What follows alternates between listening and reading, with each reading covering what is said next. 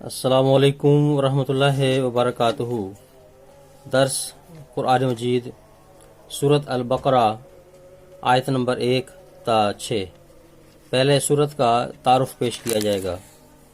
یہ سورت مدنی دور کے پہلے اور دوسرے سال میں نازل ہوئی تھی۔ بسم اللہ سمیت اس کی 287 آیات ہیں۔ اس سورت کی ابتدا ہی میں اللہ تعالیٰ وحی و الہام اور آخرت پر ایمان جیسے بنیادی عقائد کا ذکر ہے۔ سورۃ فاتحہ میں انعام یافتہ، مغضوب علیہم اور ضالین 3 گروہوں کا ذکر کیا گیا تھا۔ سورۃ البقرہ میں انعام یافتہ گروہ کا ذکر کرنے کے بعد مغضوب علیہم گروہ کے بد عقائد، بد اعمال اور فسق و فجور کی تفصیل بیان ہوئی ہے۔ یہ سورت ایک حیرت انگیز معجزہ ہے جس نے ابتدائی آفرینش کے ذکر سے لے کر حضرت اقدس محمد رسول اللہ صلی اللہ علیہ وآلہ وسلم کے ذکر تک مختلف انبیاء کے واقعات پیش فرمائے ہیں، اور قیامت تک کے لیے اسلام کو جو خطرات درپیش ہیں ان کی بھی نشاندہی فرمائی ہے۔ حضرت آدم علیہ السلام کے ذکر کے بعد مختلف عظیم مذاہب کے رسولوں کا ذکر موجود ہے، جن میں حضرت ابراہیم علیہ السلام، حضرت موسیٰ علیہ السلام، حضرت عیسیٰ علیہ السلام اور حضرت صلی اللہ علیہ وآلہ وسلم شامل ہیں۔ اس سورت کو پڑھتے ہوئے یوں معلوم ہوتا ہے کہ گویا شریعت مکمل نازل ہو گئی ہے، اور کوئی پہلو بھی اسلامی شریعت کا ایسا نظر نہیں آتا جو باقی رہ گیا ہو۔ اگرچہ بعد کی صورتوں میں کچھ اور پہلو بھی ملتے ہیں، مگر اپنی ذات میں یہ صورت ہر مضمون پر حاوی نظر آتی ہے۔ حدیث میں ہے کہ رسول اللہ صلی اللہ علیہ وآلہ وسلم نے فرمایا کہ ہر چیز کا ایک چوٹی کا حصہ ہوتا ہے، اور قرآن کا چوٹی کا حصہ سورۃ البقرہ ہے۔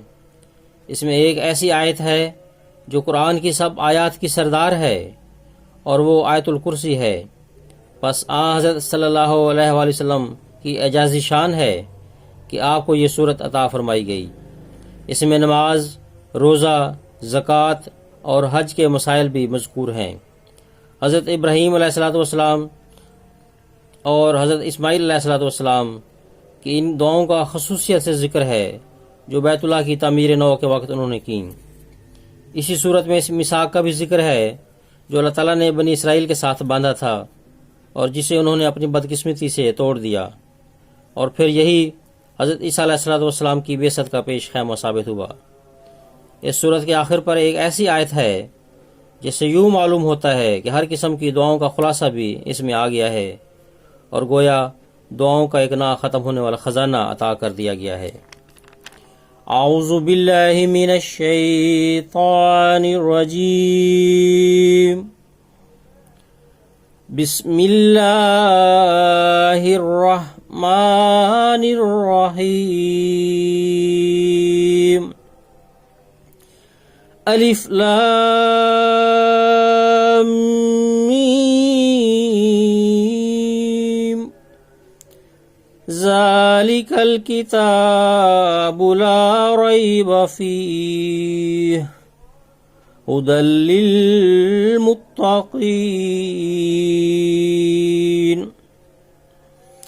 الذین یؤمنون بالغیب ویقیمون الصلاة ومما رزقناہم ينفقون والذین یؤمنون بما انزل الیک وما انزل من قبلک وبالآخرۃ هم یوقنون اولئک علی ھدی من ربہم واولئک هم المفلحون۔ اب ان آیات کا ترجمہ حضرت خلیفۃ المسیح رابع رحمہ اللہ تعالیٰ کے ترجمہ قرآن سے پیش ہے۔ اللہ کے نام کے ساتھ جو بے انتہا رحم کرنے والا، بن مانگے دینے والا اور بار بار رحم کرنے والا ہے۔ انا اللہ عالم، میں اللہ سب سے زیادہ جاننے والا ہوں۔ یہ وہ کتاب ہے، اس میں کوئی شک نہیں، ہدایت دینے والی ہے متقیوں کو، جو لوگ غیب پر ایمان لاتے ہیں اور نماز قائم کرتے ہیں اور جو کچھ ہم انہیں رزق دیتے ہیں اس میں سے خرچ کرتے ہیں، اور وہ لوگ جو اس پر ایمان لاتے ہیں جو تیری طرف اتارا گیا اور اس پر بھی جو تجھ سے پہلے اتارا گیا، اور وہ آخرت پر یقین رکھتے ہیں، یہی وہ لوگ ہیں جو اپنے رب کی طرف سے ہدایت پر قائم ہیں، اور یہی ہیں وہ جو فلاح پانے والے ہیں۔ جزاکم اللہ احسن الجزاء۔